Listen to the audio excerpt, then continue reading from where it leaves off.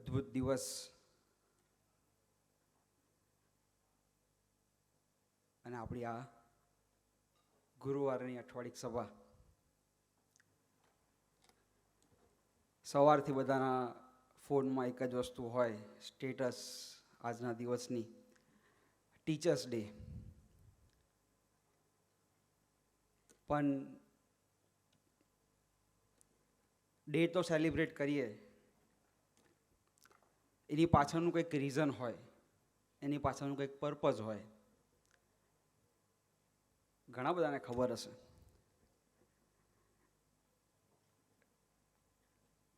બધાને એ તો સ્ટેટસ પર હતું જ. કોનો બર્થડે આપણે સેલિબ્રેટ કરીએ છીએ? એનીબડી? એપીજે અબ્દુલ કલામ? કોઈ જમ્યા તો હશો ને? જે મેન્યુ જોરદાર હતું આજે નીચે તો. એટલે yeah, give a big round of applause for him. Doctor Sarvepalli Radhakrishnan. એ ખબર કોણ હતા? એ ફેમસ સાયન્ટિસ્ટ. એટલી બધી પેટન્ટ્સ છે એમના નામ પર. એક પોલિટિશિયન હતા. એમ આઈ રાઈટ? ટીચર હતા. પણ પોતે ઇન્ડિયાના પ્રેસિડેન્ટ પણ હતા. કારણ કે આપણને તો એમ જ છે કે 2014થી જ દેશ આઝાદ થયો અને ત્યાંથી જ પ્રાઇમ મિનિસ્ટર બેઠા. હિસ્ટ્રી બહુ આપણે શું કામ યાદ રાખવાની? પણ doctor Sarvepalli Radhakrishnan, he was the second president of our nation, India. પણ આપણે વિચાર કરીએ કે ભાઈ કેમ એ તો સેકન્ડ નંબરના રાષ્ટ્રપતિ હતા, તો એનો બર્થડે જ કેમ આજે સેલિબ્રેટ કરીએ? જે ફર્સ્ટ જે પ્રેસિડેન્ટ હતા ડૉક્ટર રાજેન્દ્ર પ્રસાદ, એ પણ એક ફેમસ વ્યક્તિ હતા, તો કેમ એમનો બર્થડે નહીં? તો એની પાછળનું એક પર્પઝ છે નાનું. ડૉક્ટર સર્વપલ્લી રાધાકૃષ્ણન, જેમ આ ભાઈએ કીધું કે પોતે ફેમસ ટીચર, ફિલોસોફર હતા. એક પોતે બનારસ હિન્દુ યુનિવર્સિટી અને આંધ્ર યુનિવર્સિટીના પોતે વાઇસ ચાન્સલર પણ હતા. એમના સ્ટુડન્ટ્સ એમને જ્યારે બર્થડે વિશ કરવા ગયા, જ્યારે પ્રેસિડેન્ટ બન્યા પછી, જે વ્યક્તિની લાઈફમાં પર્પઝ હોય, જે વ્યક્તિને કંઈક આપવું હોય, એ જ આવા આન્સર આપી શકે. એટલે એના સ્ટુડન્ટ્સ એની પાસે જાય છે અને બર્થડે વિશ કરે છે. એટલે ડૉક્ટર એવું કહે છે કે તમારે અગર જો મારો બર્થડે સેલિબ્રેટ કરવો હોય તો આઈ ફીલ વેરી પ્રાઉડ, મને બહુ જ ગર્વ થશે કે જો આજનો દિવસ તમે ટીચર્સ ડે તરીકે ઉજવો. બિકોઝ એ માનતા હતા કે ટીચર એક એવી વ્યક્તિ છે, એક એવી હ્યુમન છે કે જેની આપણી પાછળ એવો દાખલો કરે છે, આપણું ફ્યુચર બ્રાઇટ થાય કેમ કરીને આપણે સારા વ્યક્તિ બની શકીએ. એના માટે જે એનું ડેડિકેશન છે, ડિવોશન છે, એનો હાર્ડવર્ક છે, એના માટે આજનો દિવસ હોવો જોઈએ. અને એટલા માટે ત્યારથી લઈને અત્યાર સુધી 5th સપ્ટેમ્બરને આપણે ટીચર્સ ડે તરીકે ઉજવીએ છીએ. ટીચર શબ્દ બહુ સામાન્ય લાગે, પણ આપણી ભાષામાં કહીએ તો જેની પાસેથી પણ આપણને નોલેજ મળે એ આપણો ટીચર. એટલે આપણે તો દિવસથી લઈ આખા સવારથી લઈને કેટલા બધા પાસેથી આપણે નોલેજ લેતા હોઈએ. સ્ટાર્ટ ફ્રોમ અવર ફોન, કંઈક ને કંઈક આપણે નોલેજ લેતા હોઈએ. પણ ટીચર શું કરે લાઈફમાં? જે ખરો શિક્ષક છે, આપણું વ્યક્તિત્વ કેવી રીતના એ ઘડે, તો એ આપણને એકેડેમિક્સ તો બધું શીખવાડે, પણ સાથે નોન એકેડેમિક વસ્તુ આમાંથી લગભગ ઓલમોસ્ટ બધા એવા ઇસ્યુ કે આપણે સ્કૂલિંગ વખતે કદાચ કોઈક એક ટીચરને તો પૂછ્યું જ હશે કે ભાઈ સર મારે શું કરવું જોઈએ, મારા આ સબ્જેક્ટ સ્ટ્રોંગ છે તો મારે કોમર્સ લેવું, મારે સાયન્સ લેવું, આર્ટ્સ લેવું, એન્જિનિયરિંગ કરવું કે શું કરવું, એ આપણે બધાએ પૂછ્યું હશે. ભલે કર્યું પોતાનું હશે પણ એક જ પૂછ્યું તો હશે જ. તો એ આપણને એક ડિરેક્શન આપે, એક પર્પઝ આપે, એક મોટિવેશન આપે, એક ગાઈડ આપે. એ ટીચરનું કામ છે. પણ આપણે વિચાર કરીએ કે જો આપણા લાઈફમાં પર્પઝ ના હોય, કંઈક ડિરેક્શન ના હોય તો શું થાય. એક વખત આપણા જેવો જ યુવાન, ખૂબ જ એનર્જેટિક, એન્થુઝિયાસ્ટિક, ડાયનેમિક, એ એક જંગલમાં રહે કે જેની આજુબાજુ બહુ બધા માઉન્ટેન્સ, મોટા મોટા ઝાડ, વાઇલ્ડ એનિમલ્સ, એની વચ્ચે એ રહે પોતે. એટલે એને એક દિવસ એવું થયું કે યાર મારી લાઈફ છે ને બહુ આમ બોરિંગ જેવી લાગે છે મને. એ શું યાર, રોજના પહાડ જોવાના, ઝાડ જોવાના, જંગલી પ્રાણીઓને જોવાના, કંઈક મજા નહીં આવતી એમ. એટલે એને એવું થાય કે હું કંઈક એક્સપ્લોર કરું, મારે પણ નવી દુનિયા જોવી છે, નવી દુનિયા શોધવી છે. યુવાન ધારે કરી શકે, આપણા જેવી જ એનર્જી, એટલે આપણી જેમ એ પણ મંડી પડ્યો. કંઈ ખબર નહીં ક્યાં જવું, એટલે બેગ પેક કરીને ભાઈ તો નીકળે છે. અને શરૂઆતમાં તો એમાં આપણે બહુ જ ઉમંગી હોઈએ એટલે એ આપણા જેવા જ ઉમંગથી મંડી પડે છે.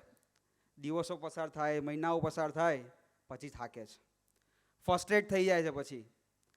કારણ કે એને એવું લાગે છે કે યાર હું ગોળ ગોળ જ ફરું છું. જે ઝાડ જોયા, જે માઉન્ટેન્સ જોયા, જે નદી જોઈ, એ જ બધી રિપીટ થાય છે. આપણને પણ એવું થાય. શરૂઆતમાં જ્યારે એકેડેમિક યર ચાલુ થાય એટલે બહુ જ એનર્જી હોય, બહુ જ ઉમંગ હોય. પણ જેમ જેમ મહિનો થતો જાય એટલે રૂટીન. સવારે 6 વાગે ઉઠીએ, ફોન ચાલુ કરીએ, નોટિફિકેશન જોઈ લઈએ, નાસ્તો કરવા જઈએ, કોલેજમાં જઈએ, એ જ શેડ્યુલ, પાછા આવીએ, ફરીથી ફોન જોઈએ, ગેમ્સ રમીએ, એન્ડ સો ઓન. એ જ રૂટીન. એટલે આપણે બી કંટાળી જઈએ. એમાં આ ભાઈ બી કંટાળ્યા કે આ શું યાર. એટલે ફ્રસ્ટ્રેટ થઈને બેઠા હતા નદી કિનારે, કેમ્પ ફાયર એન્જોય કરતા હતા. ખબર નથી કે હવે શું કરવું જોઈએ.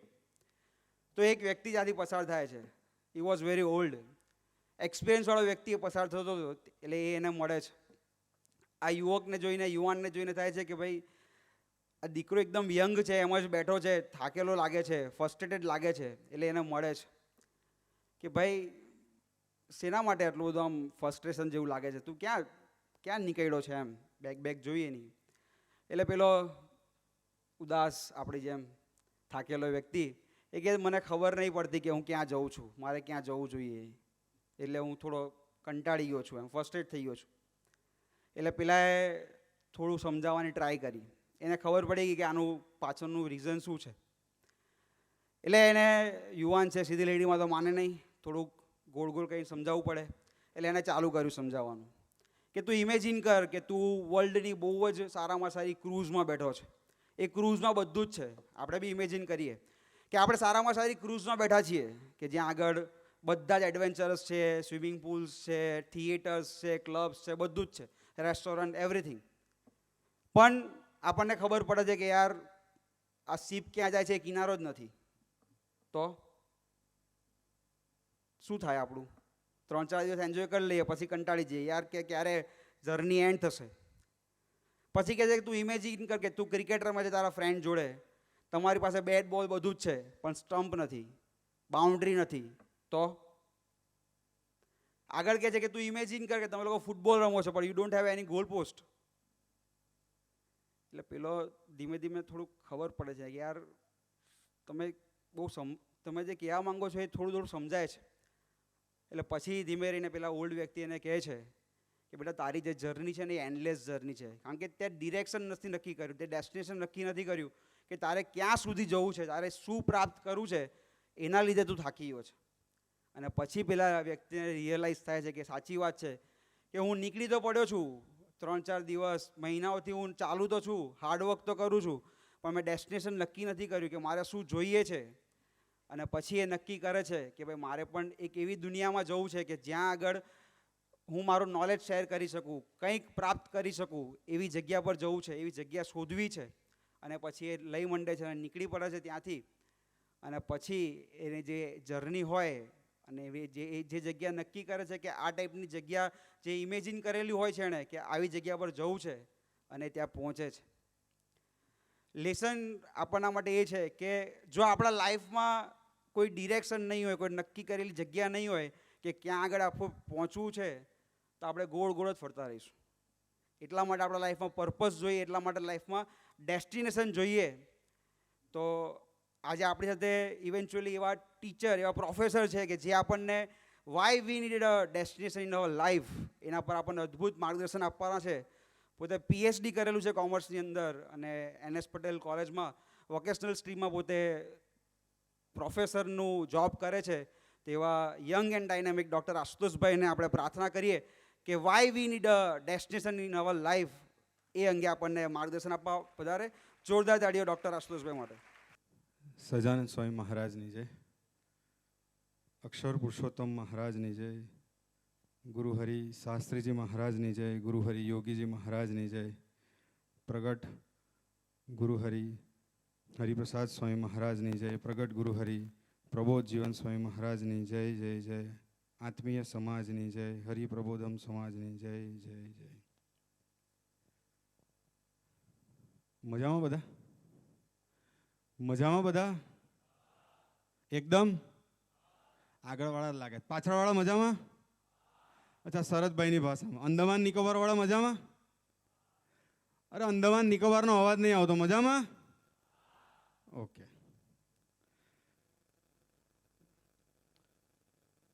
આપણે લીંબુ ચમચી રમવામાં રસ ખરો? નહીં? અચ્છા, સાયન્સ વાળા કેટલા છે આમાંથી? Please rays your hand. ઓહો હો. ઓકે, થોડુંક ડિવાઈડ કરી દઈએ આપણે. પ્યોર સાયન્સ વાળા એટલે કે બીએસસી વાળા કેટલા છે આમાંથી? બીએસસી વાળા. ઓકે. એન્જિનિયરિંગ વાળા કેટલા?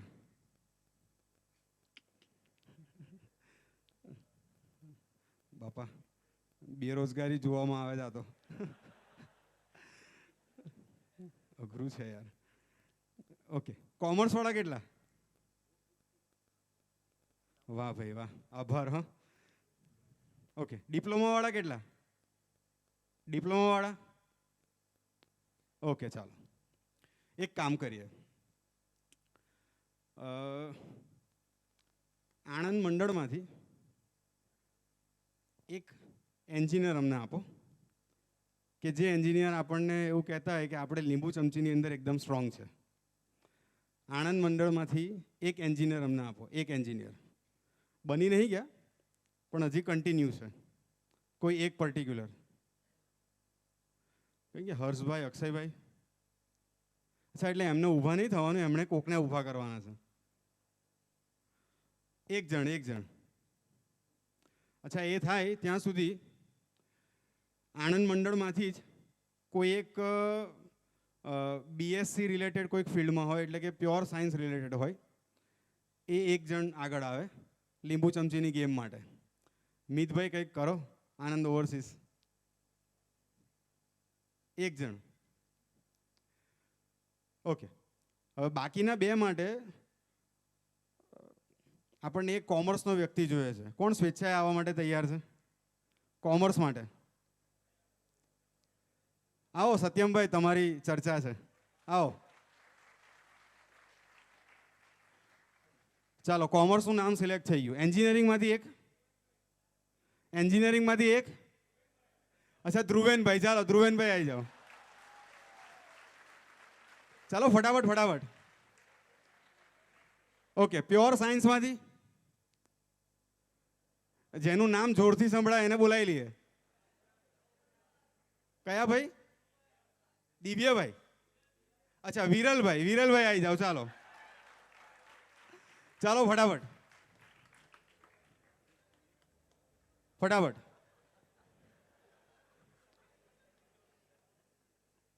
ઓકે. ડિપ્લોમામાંથી કોઈ એક?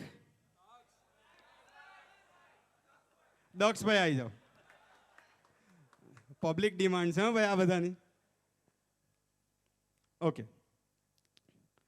હવે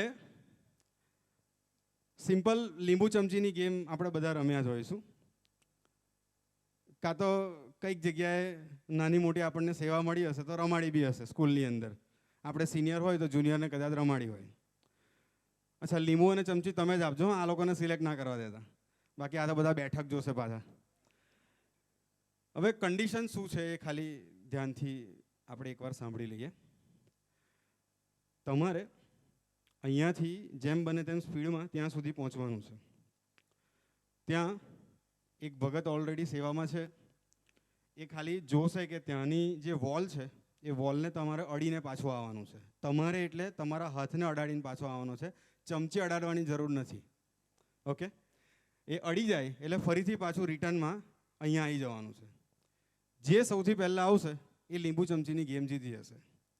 અચ્છા, એક ખાલી ધ્યાન એ રાખજો કે વચ્ચે વાયર આવે છે, બરાબર છે?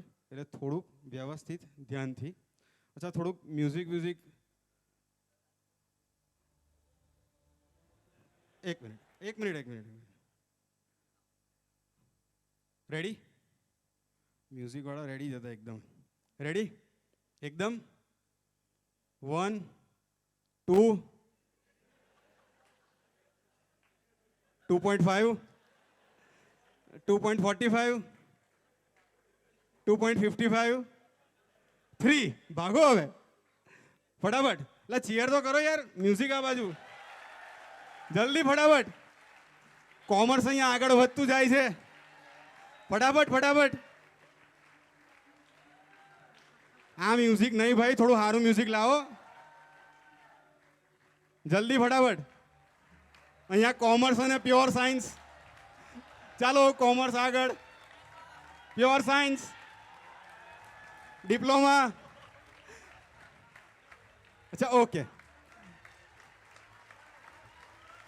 ડન.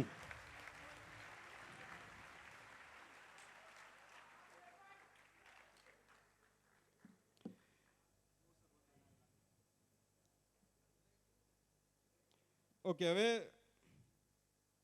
એક પ્રશ્ન છે. લીંબુ ચમચીની અંદર 4 જે સ્ટ્રીમ હતી એમાંથી કઈ સ્ટ્રીમ જીતી? પ્યોર સાયન્સ જીત્યા, બરાબર છે. અચ્છા, એ વખતે અહીંયા સ્ક્રીન ઉપર કંઈક ચાલતું હતું. થોટ્સ ચાલતા હતા. અચ્છા, કેટલાકની નજર ગઈ છે. કયો થોટ ચાલતો હતો એ ખબર છે? ઓકે, કોણે આપ્યું એવું કંઈ ખબર છે? ઓકે, કેટલાને ખબર છે? Please rays your hand. Okay, આપણી સભામાંથી હાર્ડલી 2 હેન્ડ રેઝ થયા અને એમણે કીધું કે અમને ખબર છે કે આવો કંઈક કોર્સ ચાલતો હતો અને કદાચ એ કોર્સ કોણે આપ્યો એના વિશે કદાચ નામ ખબર હશે. સ્ટેજ એક જ છે અને એ જ સ્ટેજ પર બીજી બાજુ આ બાજુ કોર્સ ચાલી રહ્યા છે, તો ત્યાં આપણું ધ્યાન ના ગયું અને કમ્પ્લીટલી આપણું ફોકસ જે હતું એ લીંબુ ચમચી કોણ જીતે છે એના ઉપર હતું. એ લોકોને ચીયરઅપ કરવા પર હતું. રીઝન એની પાછળનું એ છે કે એક વસ્તુ પર જો ફોકસ થાય ને તો ઓટોમેટિકલી બીજી જેટલી પણ વસ્તુ છે ને એ બ્લર થઈ જાય. પણ ફોકસ થવું જરૂરી છે. Most important task. ફોકસ થવું સૌથી વધારે જરૂરી છે. એટલે જ લાઈફની અંદર ડેસ્ટિનેશનનું બહુ જ વધારે મહત્ત્વ છે અને એ ડેસ્ટિનેશનને આપણે થોડું ઘણું સમજવા માટે આપણે ભેગા થયા છે. એક ફોરેનનો વ્યક્તિ, ક્રિસ્ટન ટ્રોગર એનું નામ, એનું પ્રોનાઉન્સિએશન જે થતું હોય છે, પ્લીઝ પ્રેઝન્ટેશનનું સ્લાઇડ બતાવજો. ક્રિસ્ટન ટ્રોગર એ વ્યક્તિનું નામ. 2005ની અંદર આ ભાઈ થોડુંક એવું ડિસાઇડ કરે છે, એક જગ્યાએ એક ગેમ રમવા માટે જાય છે, જોવા માટે. અને ત્યાં એ વ્યક્તિ ડિસાઇડ કરે છે કે યાર મારે બી આ ગેમની અંદર ગમે તેમ કરીને જીતવું છે. ગેમનું નામ હતું આયરન મેન. એટલે એવું કંઈ નહોતું કે સ્ટીલના કપડાં પહેરીને ઉડવાનું હતું, પણ કાઇન્ડ ઓફ એવી જ કંઈક એક્ટિવિટી એની અંદર હતી. આયરન મેન 2005ની અંદર એ વ્યક્તિ જોવા માટે જાય છે અને એની અંદર અલગ અલગ ટાસ્ક હોય, જે ટાસ્ક આપણે પૂરા કરવાના હોય. પહેલા નંબરનો ટાસ્ક બતાવજો. પહેલા નંબરનો ટાસ્ક છે 3.8 કિલોમીટરનું સ્વિમિંગ કમ્પ્લીટ કરવાનું. સેકન્ડ નંબરનો ટાસ્ક છે 180 કિલોમીટર્સનું બાઇકિંગ કમ્પ્લીટ કરવાનું. થર્ડ નંબરનો ટાસ્ક છે 42.2 કિલોમીટર્સનું રનિંગ કમ્પ્લીટ કરવાનું. હવે આપણે તો એવું વિચારીએ કે હવે આ બધું તો મારા ખ્યાલથી 3 વર્ષ લઈ લઈશું, પછી પૂરા કરીશું, એટલો ટાઈમ તો જોઈશે જ. પણ આ એક પર્ટિક્યુલર ટાસ્ક પૂરો કરવા માટે 3 વર્ષ નહીં, 3 મહિના પણ નહીં, ન 3 દિવસ. સવારે 7 વાગે પ્રોગ્રામ શરૂ થાય, મિડનાઇટ રાત્રે 12 વાગે આ પ્રોગ્રામ પૂરો કરી દેવાનો. રાત્રે 12 વાગે આખી ઇવેન્ટ આ પૂરી કરી દેવાની. હવે આપણા ક્રિસ્ટનભાઈ હતા, એમણે વિચાર્યું કે આપણે ગમે તેમ કરીને આ વસ્તુ કરવી જ છે. પણ તકલીફ એના જીવનમાં એ હતી કે દિવસની વધારે નહીં, ખાલી 60 જ સિગરેટ પીતા હતા, ખાલી 60. એટલે મેં થોડું ગૂગલ બી કર્યું કે સારું એક સિગરેટ પીતા વાર કેટલી લાગે, તો ખબર પડી કે 3-4 મિનિટ જેવું થતું હશે. તો સિમ્પલ કેલ્ક્યુલેશન પ્રમાણે 180 minutes is equal to 3 hours, તો એના દિવસના ખાલી અને ખાલી સિગરેટ્સ પીવામાં જ જતા હતા.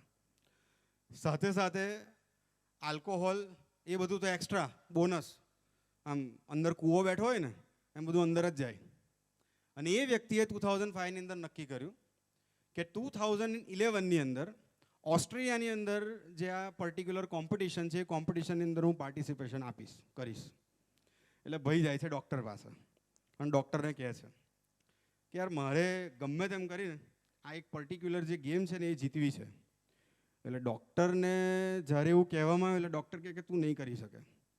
ડૉક્ટરે એટલા માટે નહોતી ના પાડી કે એને 60 સિગરેટ પીવાની આદત હતી કે આલ્કોહોલની આદત હતી કે બીજી ગંદી આદત હતી, પણ ડૉક્ટરે એટલા માટે એને ના પાડી કારણ કે એ વ્યક્તિને જન્મથી લેફ્ટ સાઈડનો લેગ જ નહોતો, જન્મથી જ એ વ્યક્તિને મતલબ લેફ્ટ સાઈડનો જે લેગ છે એ હતો જ નહીં. એટલે ડૉક્ટરે કીધું કે આ વસ્તુ તમારા માટે પોસિબલ નથી. કદાચ તમે માની લો કે સ્વિમિંગ કરી શકો, કદાચ માની લો કે તમે બાઇકિંગ કરી શકો with the help of artificial leg, પણ તમે જે રનિંગ છે ને 42.2 કિલોમીટર્સનું એ તો પોસિબલ જ નહીં. પણ એને નક્કી કરેલું કે 2011 ઓસ્ટ્રેલિયાની અંદર જે આ કોમ્પિટિશન છે, I will definitely crack that particular competition. અને સિચ્યુએશન એવી થાય છે કે એ કોમ્પિટિશનની અંદર ઉતરે છે. એની જોડે આટલું ખતરનાક વિચારોવાળા 2800 લોકો હતા, 2800 લોકો. પહેલાં તો વિચારે છે એ જ મોટી વાત છે. આની જોડે 2800 લોકો આવું વિચારવાવાળા હતા, જેમાં એવું જરૂરી નહોતું કે દરેકને આ રીતનો પ્રોબ્લેમ હતો, ઘણા બધા વ્યવસ્થિત પણ હતા, પણ આની જોડે 2800 લોકો હતા.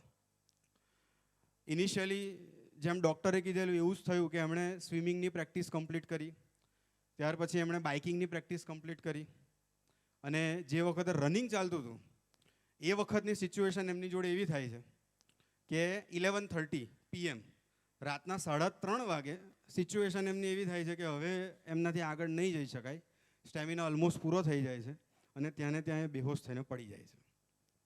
હવે આપણને એવું થાય યાર બોલિવૂડવાળાએ તો એવું શીખવાડ્યું છે કે દરેક પિક્ચરની અંદર હીરો જે છે એ જીતતો જ હોય, ક્રોસિંગ લાઇન જે છે એ ક્રોસ કરતો જ હોય, આની અંદર તો હીરો હારી ગયો. પણ સિચ્યુએશન અહીંયા એવી છે કે હીરો અહીંયા ભલે હારી જાય છે, પણ ત્યાર પછી એના લાઈફની જે રેસીસ હોય છે એ લાઈફની રેસીસ એ જીતી જાય છે. કઈ રીતે?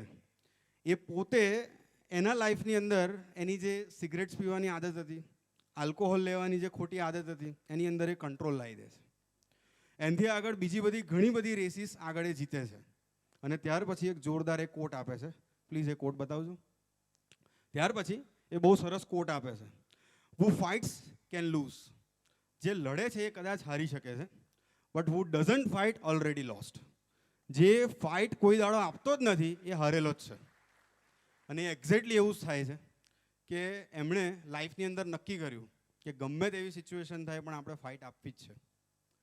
વિચાર કરીએ કે ડેસ્ટિનેશન છે એ નક્કી કર્યું હશે ને તો અપ ટુ સર્ટેન લિમિટ સુધી અચીવ થશે. જો ડેસ્ટિનેશન નક્કી જ નહીં કરેલું હોય તો એ પૂરું થશે નહીં, શરૂ જ નહીં થાય. પૂરું થવાની વાત ક્યાં છે? શરૂ જ નહીં થાય, ડેસ્ટિનેશન નક્કી નહીં કર્યું હોય તો. એટલે ડેસ્ટિનેશન જે છે એ સૌથી પહેલાંમાં પહેલું આપણને એક જરૂરી ફેક્ટર આપે છે, અને એ છે, please slide, destination gives you the direction. Destination આપણને ડાયરેક્શન આપે. અચ્છા, કોઈ આમાંથી એવું કહેશે કે યુપીએસસી એક્ઝામ જે હોય એની અંદર હાઈએસ્ટમાં હાઈએસ્ટ કઈ પર્ટિક્યુલર સ્ટ્રીમના લોકો યુપીએસસી એક્ઝામને પાસ કરે છે? એનીબડી? એન્જિનિયરિંગ. Next, anybody? કોઈક આર્ટ્સ બોલ્યું. એઝ પર ધી રેશિયો એવું કહેવાય છે કે આપણે ભલે એવું માનતા હોઈએ કે 10th સ્ટાન્ડર્ડ પછી એવા વિદ્યાર્થીઓ આર્ટ્સ લે કે જે ક્યાંય ચાલે એવા ના હોય, જેને ખાલી લખતા જ આવડે. પણ એઝ પર ધી રેશિયો એવું કહેવાય છે કે જે લોકોએ બેચલર્સની અંદર આર્ટ્સ કર્યું હોય ને એનો યુપીએસસીની અંદર સક્સેસ રેશિયો હાઈએસ્ટ છે. યુપીએસસીમાં કેમ? એના લાઈફનું ડેસ્ટિનેશન એને બહુ પહેલેથી નક્કી કરી દીધું હોય કે 10th સ્ટાન્ડર્ડ પછી આપણે તરત જ આર્ટ્સ લઈશું આર્ટ્સ લીધા પછી તરત આપણે બેચલર્સ ડિગ્રીની સાથે સાથે યુપીએસસીની પ્રિપરેશન આપણે કરીશું. અને મીન વાઇલ સિચ્યુએશન એવી થતી હોય કે એ લોકો યુપીએસસી ઘણી હદ સુધી ક્લિયર કરતા હોય. આપણે આપણો વિચાર કરીએ, આપણે તો 12મા ધોરણમાં પૂરું કરીએ પછી આપણે વિચાર કરીએ કે મારો ભાઈબંધ એ કઈ ફિલ્ડમાં જાય છે એ પ્રમાણે આપણે આગળ વધીશું. કોલેજના 3rd કે 4th યરમાં આવીએ ને ત્યારે આપણે વિચાર કરીએ કે હવે આગળ શું થઈ શકે એમ છે. જ્યારે જેનું ડેસ્ટિનેશન ક્લિયર હોય ને એ એના લાઈફને ડાયરેક્ટ કરી શકે એઝ વેલ એઝ એ બીજાના લાઈફને પણ ડાયરેક્ટ કરી શકે. પણ એ ડેસ્ટિનેશન ક્લિયર હોવું બહુ જરૂરી છે. ગુરુહરિ પ્રબોધ સ્વામીજી છે, એકવાર ભયંકર રીતે જૂના મંદિરની વાત છે કે ત્યાં પ્રબોધ સ્વામીજીનું ભયંકર રીતે અપમાન થયું.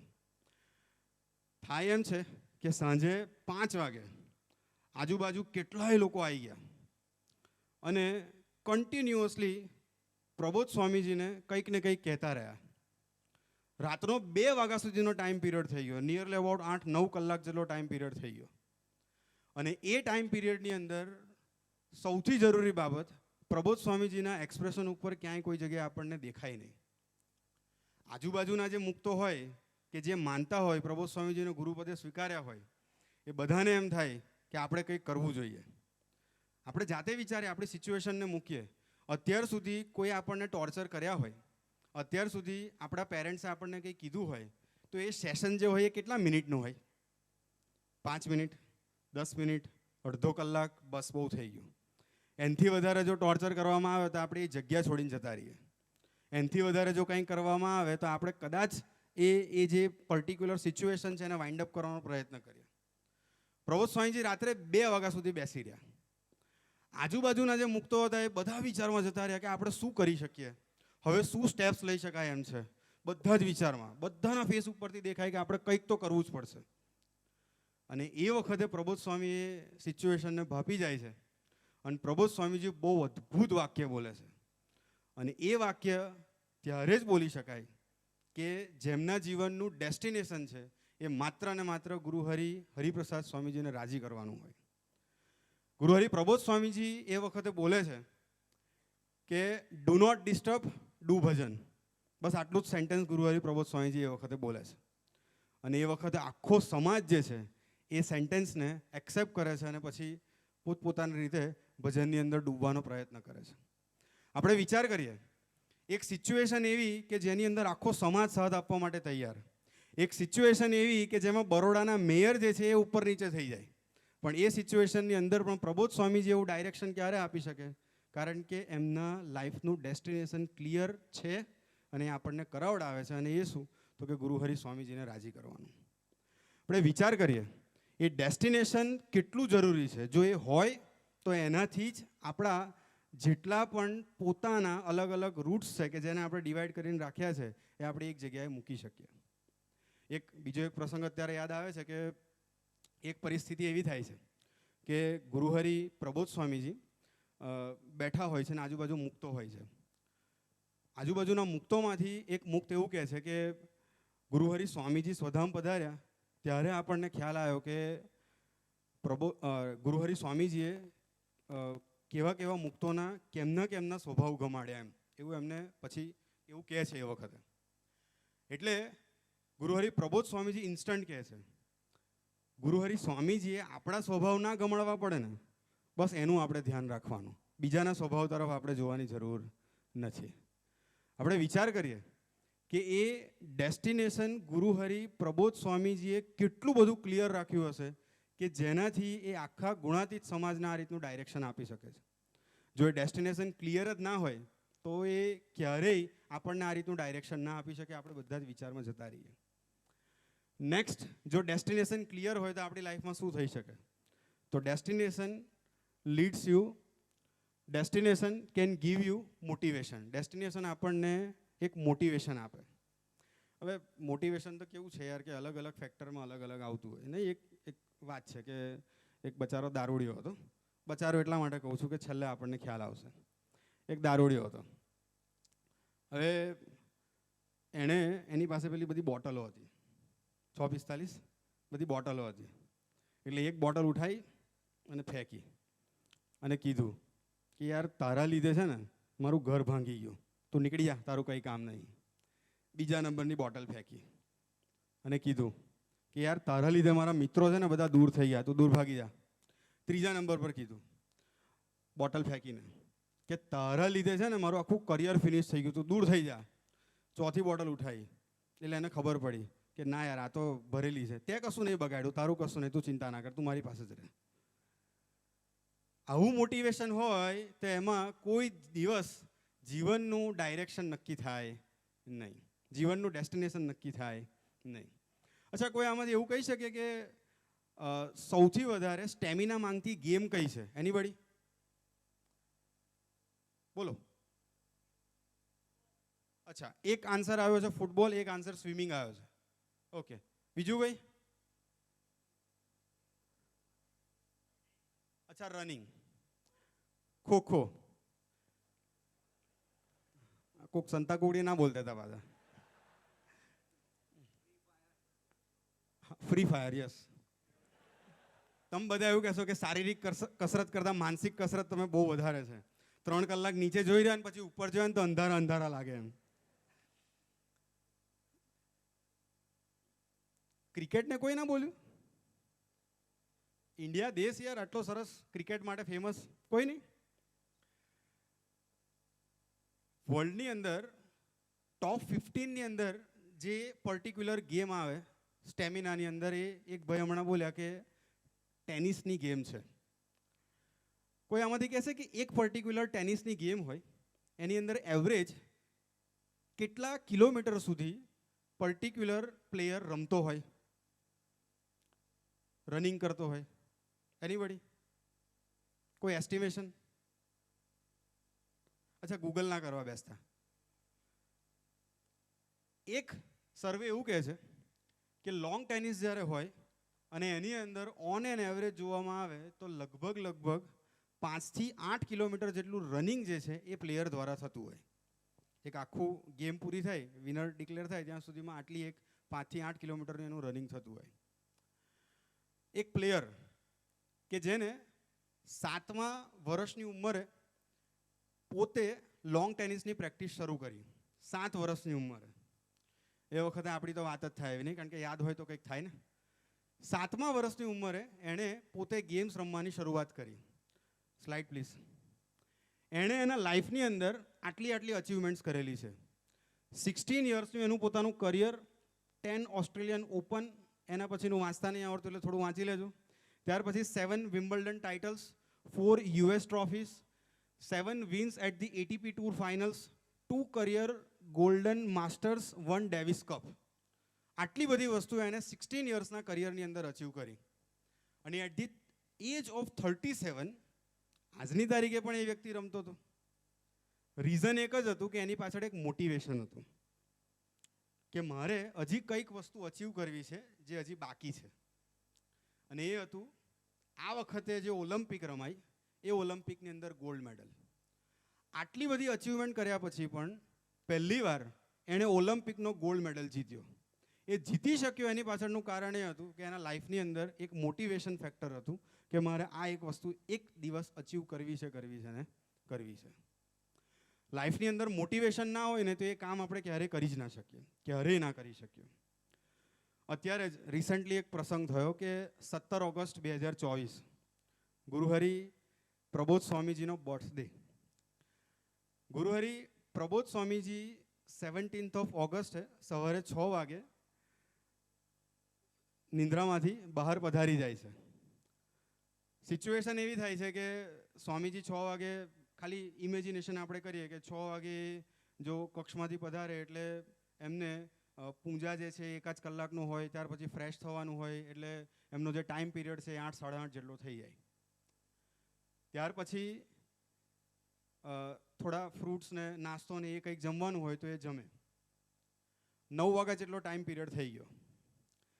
આપણને ખબર છે કે 17 ઓગસ્ટે ગુરુહરિ પ્રબોધ સ્વામીજી યુકેની ધરતી પર હતા અને એ જ દિવસે મંદિરની અંદર જે મૂર્તિ હતી એની પ્રાણ પ્રતિષ્ઠાપન થઈ હતી. એક જ દિવસનો આખો આ પ્રોગ્રામ હતો.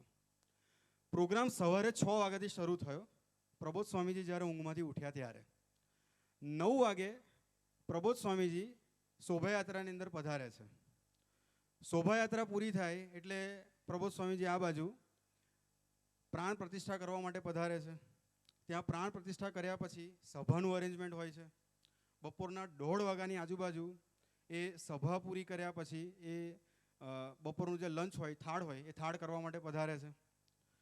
એ વખતે પણ ઘણા બધા મુક્તો જે છે એમને મળ્યા પછી પ્રબોધ સ્વામીજી જ્યાં એમનો ઉતારો હોય ત્યાં એ પધારે છે. 10 મિનિટ્સનું ડિસ્ટન્સ હોય છે. સાંજે 5:30 વાગે ફરીથી એક નવી જગ્યાએ જવાનું હતું. વિચાર કરીએ, સવારે 6 વાગ્યાથી આ ટાઈમ પીરિયડ શરૂ થયો છે અને પ્રબોધ સ્વામીજીની એજ જે છે એ 70 ક્રોસ થઈ ગઈ છે, એટ ધી એજ ઓફ 70. સાંજે 5:30 વાગે પ્રબોધ સ્વામીજી જે જગ્યાએ સભા હતી ત્યાં સભામાં પધારે છે. 5:30 વાગે સભા એ આખો પ્રોગ્રામ છે પત્તા 9, સવા 9 જેવો ટાઈમ પીરિયડ થઈ જાય છે. સ્વામીજીનું ડિનરનું જે અરેન્જમેન્ટ છે, થાળનું જે અરેન્જમેન્ટ છે એ હોલની એરિયામાં જ ગોઠવ્યું હતું, એટલે ત્યાં થાળની વ્યવસ્થા થાય છે. 9:30 થાળ પૂરો થાય છે, બધા મુક્તોને મળે છે. ત્યાર પછી 11 વાગે પ્રબોધ સ્વામીજી પોતાના કક્ષમાં પધારે છે, જ્યાં એમનો ઉતારો હતો ત્યાં. બીજી એક વસ્તુ એ કે બપોરે જે પ્રોગ્રામ હતો અને સાંજે જે પ્રોગ્રામ હતો એ બંને વચ્ચે ઓલમોસ્ટ 45 મિનિટ્સથી 1 કલાકનું ડિસ્ટન્સ હતું. એટલે એટલું ડિસ્ટન્સ ક્લિયર કરીને એ સાંજે 5:30 વાગે સભામાં પહોંચે છે. આ બધી જ વસ્તુ કરતી વખતે એ ધ્યાનમાં રાખવું છે કે પ્રબોધ સ્વામીજી સવારે 6 વાગે નિંદ્રામાંથી બહાર આવી ગયા હતા અને એટ ધી એજ ઓફ 70+ આ વાત છે. ત્યાર પછી 11 વાગે સ્વામીજી એમના કક્ષમાં પધારે છે. ઘણા બધા મુક્તોને મળે છે, એમના પ્રશ્નોના સમાધાન કરે છે અને ગુરુહરિ 11 વાગે કક્ષમાં પધારે છે. અને એ વખતે હાથમાં પોર્ટફોલિયો લે છે. પોર્ટફોલિયો એટલે કે જેની અંદર લેપટોપ ને બધું હોય છે. એટલે ગુરુહરિ લેપટોપ જે છે એ બેડ ઉપર લઈ જાય છે અને લીડ ઓપન કરે છે અને કથા વાર્તા વાંચવાનું દર્શન કરાવે છે. એટલે એ જ વખતે એમના અંગત સેવકની અંદર વિજયભાઈ હતા. એટલે વિજયભાઈએ પ્રાર્થના કરતાં પૂછ્યું કે ગુરુહરિ આપ શું કરી રહ્યા છો એમ. એટલે વિજયભાઈને ગુરુહરિએ કીધું કે કથા વાર્તા થોડીક વાગોડી લઈએ. પછી કીધું કે હજી તો 3 કલાક બાકી છે, 8 જ વાગ્યા છે ને. આ સેન્ટેન્સનો ખાલી વિચાર કરીએ કે 6 વાગે 70+ની એજમાં ગુરુહરિ પોતે નિંદ્રામાંથી બહાર આવે છે, રાત્રે 11 વાગે એ રૂમ પર આવે છે અને ત્યારે પણ એમને એવું થાય છે કે હજી કથા વાર્તા વાગોડી લઈએ, કારણ કે એમના માઇન્ડની અંદર તો એવું જ હતું કે હજી તો 3 કલાક બાકી છે ને, હજી તો 8 વાગ્યા છે. આપણે વિચાર કરીએ કે એમને સ્વામીજીને રાજી કરવાનું મોટિવેશન કેટલું બધું છે અને એ મોટિવેશન છે એના લીધે એમના લાઈફનું ડેસ્ટિનેશન જે છે એકદમ ક્લિયર છે. આપણે વિચારીએ, અત્યાર સુધી એકાદ વાર બી આપણી લાઈફમાં એવું થયું કે જેની અંદર આટલી બધી એક્ટિવિટી કર્યા પછી રાત્રે આપણે આપણી ચોપડી ખોલીને બેઠા હોય. એકાદ વાર બી આપણી જોડે એવું થયું કે ગમે એટલી એક્ટિવિટી હોય પણ તેમ છતાં પણ રાત્રે આપણને જે 30 મિનિટનું ભજન અને વ્યવસ્થિત રીતે સ્વાધ્યાય કરવાની આજ્ઞા કરી છે એ આપણે કરી હોય. આપણે વિચારવું છે. ભલે આપણા જીવનની અંદર ના હોય પણ સારામાં સારી બાબત એ છે કે આપણને એવા પુરુષ મળ્યા છે કે જે સર્વગુણને સંપન્ન છે. એટલે ખાલી એમને વિચાર્યા કરીશું, એમને ધાર્યા કરીશું ને તો પણ ભગવાન બળ આપ્યા કરશે. આપણે એ વિચારવું છે. એટલે સેકન્ડ નંબરનો જે પોઈન્ટ છે અને એ છે કે લાઈફની અંદર જો ડેસ્ટિનેશન ક્લિયર કરવું હશે તો એના માટે એક મોટિવેટિંગ ફેક્ટર જોઈશે. અને એ મોટિવેટિંગ ફેક્ટર આપણે આપણા બધાનું પોતાનું ઇન્ડિવિજ્યુઅલ હશે જે શોધી રાખવું પડશે. અને બેસ્ટ મોટિવેટિંગ ફેક્ટર તો એક જ છે અને એ છે ગુરુહરિને રાજી કરવા. વાંચીએ છીએ તો એ ગુરુહરિને રાજી કરવા માટે હોવું જોઈએ. જોબ કરીએ છીએ તો એ ગુરુહરિને રાજી કરવા માટે હોવું જોઈએ. જે પણ કરતા હોય એ ગુરુહરિને રાજી કરવા માટે હોવું જોઈએ. એનાથી મોટું બીજું કોઈ વિશેષ મોટિવેશન ફેક્ટર નથી જ. Next slide please. નેક્સ્ટ છે destination gives you progress and next slide please. Destination gives you priority. Destination જો હશે ને તો લાઈફની અંદર પ્રોગ્રેસ પણ મળશે અને ડેસ્ટિનેશન હશે તો લાઈફની અંદર પ્રાયોરિટી પણ આપણે સેટ કરી શકીશું. પ્રાયોરિટી ઇટ મીન્સ આપણને બધાને ખબર છે કે આપણે જ્યારે સવારે ઉઠીએ ત્યારથી જ આપણા લાઈફની અંદર ઘણા બધા આપણી પાસે કરવાના કામ હોય અને ઘણા બધા ન કરવાના કામ પણ આપણી પાસે હોય જે આપણે રેગ્યુલર બેઝિસ પર કરતા હોઈએ છીએ. એટલે કોઈ એક વ્યક્તિએ બહુ સારી રીતે કીધું છે કે જો આપણી લાઈફની અંદર જે કરવાનું છે એની પ્રાયોરિટી ખાલી સેટ થઈ જાય ને તો ઓટોમેટિકલી ડેસ્ટિનેશન ક્લિયર થઈ જાય. પણ એ પ્રાયોરિટી સેટ કરવી બહુ વધારે જરૂરી છે. એક પ્રસંગની વાત કરીએ. બોમ્બેના એક ભગત છે, નામ એમનું છે જતીન સાવલિયા. 10મા ધોરણની અંદર કદાચ મારા તમારા જેમાંથી કોઈક હશે એમના જેવી જ કંઈક હાલત કે 10th સ્ટાન્ડર્ડની અંદર આ ભગતે પ્રિલિમ્સની અંદર 3 KT અચીવ કરી. 3 KT 10મા ધોરણની અંદર. હવે ત્યારે તો રિઝલ્ટ એમનું એવું હતું અને સાથે સાથે +2 એટલે કે સેકન્ડ યર એમની કોલેજમાં આવ્યા ત્યાં સુધી એમનું રિઝલ્ટ બધું અઘરું હતું.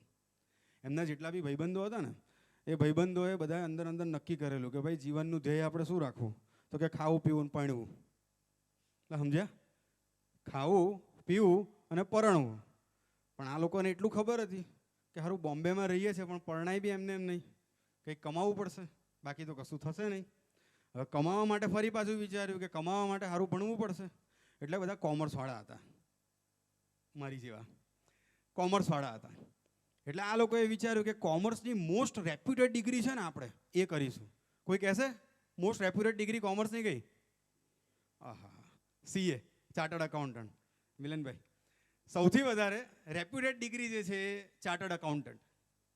હવે સિચ્યુએશન એ થાય છે કે યાર 10th સ્ટાન્ડર્ડની અંદર 3 KT લાવનાર વ્યક્તિ પ્રિલિમ્સની અંદર સેકન્ડ યર સુધી ઓલમોસ્ટ મજા કરવાવાળો વ્યક્તિ અને એ નક્કી કરે છે કે યાર આપણે ચાર્ટર્ડ એકાઉન્ટન્ટ થવું છે. આ તો કેવું છે કે ચાર્ટર્ડ એકાઉન્ટન્ટ ઘણા લોકો એવું કહેતા હોય કે હા હું CA કરું છું, ઘણા એવું કહેતા હોય. પણ CA કરે છે અને CA થઈ જવું ને અલગ વાત છે, બરાબર? આપણે પેલી ગેટની એક્ઝામ જેવું છે. ગેટ કરે છે અને ગેટ ક્લિયર થઈ જવી એ અલગ વાત છે. બસ એના જ જેવું એમણે બી નક્કી કર્યું કે આપણે ગમે તેમ કરીને ચાર્ટર્ડ એકાઉન્ટન્ટ બનવું છે અને એમના ભાઈબંધો બી એમના જેવા મળી ગયા કે ચાલો આપણે ચાર્ટર્ડ એકાઉન્ટન્ટ કરીશું. નીકળ્યા માર્કેટમાં, કેમનું થાય શું થાય તપાસ કરી. તપાસ કરતાં ખબર પડી કે ભાઈ સૌથી પહેલાં પેલી CPTની એક્ઝામ આપવાની, રજિસ્ટ્રેશન કરાવવાનું, રજિસ્ટ્રેશન કરાવો એટલે DD ભરવાનું બધું હોય. એમ કરીને આખી પ્રોસેસ ખબર પડી. એક જતીનભાઈ છે એ DD આપીને બહાર નીકળ્યા. DD એટલે કે ડિમાન્ડ ડ્રાફ્ટ, એનો જે ફીસ હોય એ આપીને બહાર નીકળ્યા. આ વાત છે 2015 પહેલાંની, એટલે કે 2012-13ની આજુબાજુની વાત હશે. ત્યાંથી બહાર નીકળ્યા. એટલે DD તમે જમા કરાવો, પૈસા જમા થાય એટલે તમને છે ને CPTની તમને બુક આપવામાં આવે. એટલે આ બાજુ જતીનભાઈ બુકનો ઠેલો લઈને બહાર આવ્યા. અચ્છા, ખાલી તમને જણાવું છું કે એની બુક છે ને લગભગ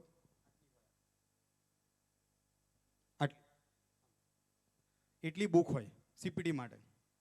હવે એટલી બુક હતી એટલે પેલા જે સામે મિત્ર ઊભા હતા ને તો પેલાએ પહેલો જ ક્વેશ્ચન પૂછ્યો, આપણા જેવો પેલો 3 Idiotsમાં પાછળવાળા પૂછે છે ને એવો છેલ્લો ક્વેશ્ચન પૂછ્યો એને કે આમાં આખું CA આવી જાય? પેલો કે ભાઈ આમાં ખાલી CPT આવે, પછી એના પપ્પા હજી રાહ જુએ છે, શાંતિ રાખ. એટલે પેલો કે મેં તો આટલી બુક કોઈ દાડો જોઈ જ નહીં, તો વાંચવાની વાત તો દૂર છે, મારે નહીં કરવું. એટલે પેલા ભાઈ તો હદ વચ્ચેથી રસ્તો છોડીને જતા રહ્યા. બેવફા સનમ જેવું થઈ ગયું. હવે સિચ્યુએશન એવી થાય છે કે જતીનભાઈએ તો નક્કી કરેલું, ફેમિલીમાં કહી દીધેલું કે ગમે તેમ થાય આપણે તો CA થવું જ છે. જતીનભાઈ આ બાજુ નક્કી કર્યું અને એક બાજુ એમણે CAના કોચિંગ ક્લાસ જોઈન કર્યા. હવે સીધી વસ્તુ છે યાર, બેઝ જ ના આવડે તો કોચિંગ ક્લાસમાં ખબર ના જ પડે. એટલે જતીનભાઈને પણ CAના કોચિંગ ક્લાસ હતા એમાં કંઈ ખબર પડે નહીં, કાંઈ જ નહીં, બધું ઉપરથી જ જાય. એટલે આજુબાજુમાં બધા મિત્રોને પૂછવાનું ચાલુ કર્યું, એટલે આ કન્સેપ્ટ આવડે છે. અને ફ્રેન્ડના ફ્રેન્ડ થ્રુ એમને બોમ્બેના મહેશભાઈ કરીને એક વ્યક્તિ મળે છે. અને મહેશભાઈ સાથે થોડાક ડાઉટ્સને બધું જે છે એ સોલ્વ કરવા માટે બેસે. અને એમ પણ એવું કહેવાય છે કે જેટલી પણ આ પ્રોફેશનલ એક્ઝામ્સ હોય કે કોમ્પિટિટિવ એક્ઝામ્સ હોય એની અંદર ગ્રુપ જે છે એ મેટર કરે છે. જો ગ્રુપ સારું હોય તો એ ક્લિયર વધારે સારી રીતે થઈ જતું હોય. એટલે એમણે મહેશભાઈ પાસે એકવાર એક કામ પડ્યું કે મારે એક બુક જોઈએ છે. મહેશભાઈ કીધું કે બોમ્બેની અંદર એક માનવ કલ્યાણ કરીને જગ્યા છે, ત્યાં તમે બુક લેવા માટે આવી જાઓ. એટલે જે જતીનભાઈ હતા, જતીનભાઈએ કીધું કે ઓકે હું આવી જઈશ, 9 વાગ્યાનો ટાઈમ આપ્યો. હવે એકચ્યુઅલી જતીનભાઈ એ વખતે 9:30 વાગે ત્યાં પહોંચ્યા. એટલે ફોન કર્યો મહેશભાઈને, મહેશભાઈ ક્યાં છો? એટલે આ બાજુ મહેશભાઈ કીધું કે અંદર જે હોલ છે ને ત્યાં તમે આવી જાઓ. હવે અંદર હોલ હતો ને, તો આપણે જેવી રીતે બેઠા છે બધા વ્હાઇટ એન્ડ ક્રીમની અંદર, એવી રીતે બધા અંદર બેઠા હતા. એટલે જતીનભાઈ હતા ને, એમને કોઈ દાડો સત્સંગનો કે કશો યોગ નહોતો, કશું જ નહીં. એટલે અંદર જેવા જુએ છે ને એટલે તરત બહાર નીકળી જાય છે. એમને એવું થાય છે કે યાર અહીંયા કદાચ કોઈક આમ બેસણું ચાલે છે કે હું, એમ કરીને ત્યાંથી નીકળતા હતા. હવે જેવા નીકળવાનું વિચાર્યું ને એટલે તરત જ બહાર થોડાક સાઈડ પર મહેશભાઈ બેઠા હતા. મહેશભાઈ કીધું બેસો વાંધો નહીં. એટલે બેઠા ને ત્યાં ભક્તિ સ્વામી એ વખતે સભાની અંદર પધાર્યા અને એ વખતે ભક્તિ સ્વામીએ ડેસ્ટિનેશન ઉપર વાત કરી. સભા પછી એમને ખબર પડી કે આ તો એવી એક સભા છે કે જે સભાની અંદર 110 જેટલા એન્જિનિયર છે, 30 જેટલા ચાર્ટર્ડ એકાઉન્ટન્ટ છે અને 20 જેટલા MBA છે. એટલે એમને થયું કે યાર આ સભા તો આમ જોરદાર ક્વોલિફિકેશન વાળાની સભા છે. એટલે આપણને તો MBCA પાસ કરવામાં તકલીફ પડે છે અને અહીંયા આટલા બધા CA છે તો આપણને મદદ મળી જશે. એટલે એમણે ધીરે ધીરે દોસ્તી વધારવાનો પ્રયત્ન કર્યો. ધીરે ધીરે જ્યારે ગોષ્ઠી સાંભળતા ગયા, ભક્તિ સ્વામીના કોન્ટેક્ટમાં આવતા ગયા, તો ધીરે ધીરે એમને મૂવીઝને બધી જે જોવાની આદત હતી એ ધીરે ધીરે છૂટતી ગઈ. ડેસ્ટિનેશન ક્લિયર થતું ગયું. આપણે વિચાર કરીએ, આપણે એક એવા મુક્તની વાત કરી રહ્યા છે કે જે 10th સ્ટાન્ડર્ડની અંદર પ્રિલિમ્સમાં 3માં KT હતી. એ વ્યક્તિ ધીરે ધીરે એમનું ડેસ્ટિનેશન ક્લિયર થાય છે. મીનવાઇલ સભાની અંદર એક પ્રસંગ સાંભળે છે અને પ્રસંગની અંદર એવું હોય છે કે ગુરુહરિ સ્વામીજીએ એક યુવકને સ્વપ્નમાં દર્શન આપ્યા. યુવકે પ્રાર્થના કરી કે સ્વામીજી મારે CA પાસ થવું છે, IPCC 2nd લેવલ IPCC આવે ને 3rd ફાઇનલ લેવલ આવે, મારે IPCC પાસ કરવું છે. એટલે ગુરુહરિ સ્વામીજીએ સપનામાં આશીર્વાદ આપ્યા કે હા વાંધો નહીં, ઠાકોરજી ભળશે, થઈ જશે. અને પછી પાછા યુવકે પાછું માંગી લીધું. આપણે કેવું કે ઠાકોરજી થોડું આપે ને તો થોડું વધારે આપણે માંગી લઈએ. એટલે આ બાજુ ફરીથી પાછું ત્રીજું કીધું કે ફાઇનલ બી મારે પાસ કરવું છે એમ.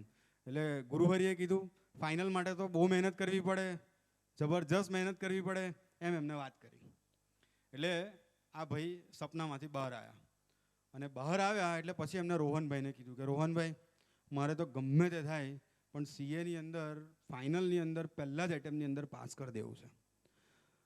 યાદ રાખીએ કે જીવનની અંદર મેન્ટર કેટલા આપણને જરૂરી છે.